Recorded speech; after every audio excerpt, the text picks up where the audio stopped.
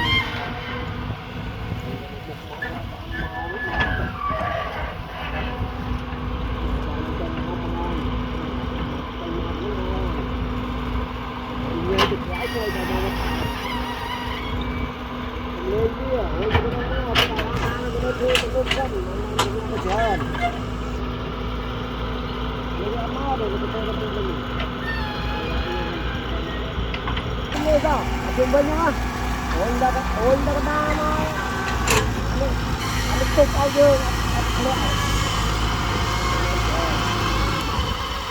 anh đi ăn chơi, vô về ở nhà thì mà phải làm.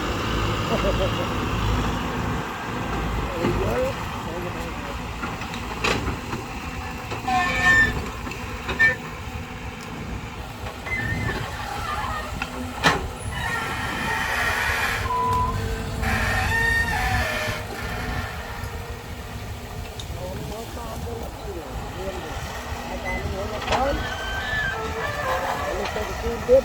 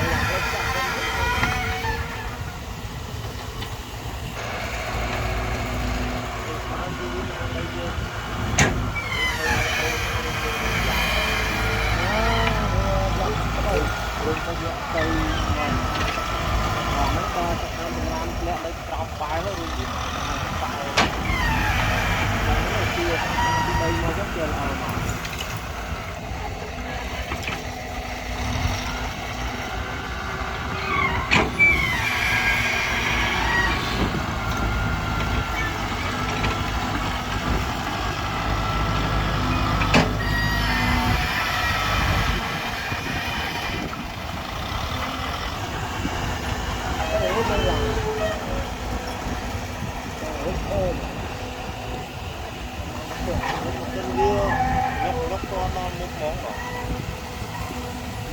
Anh được cái bên nhà nó nổi tiền này.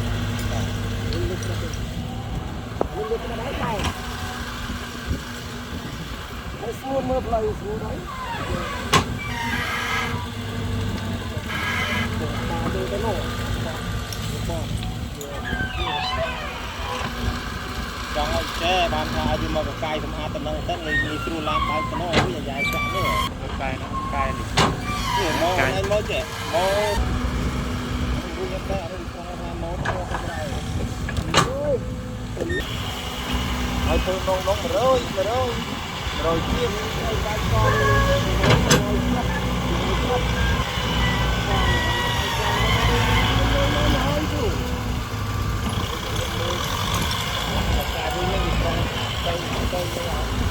làm cái này từ cái nông của em lấy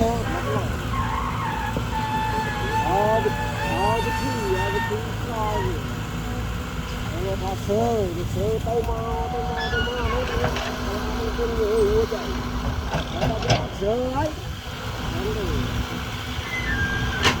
như con đây là hai con ấy cái này tôi như thấy mình không như này ai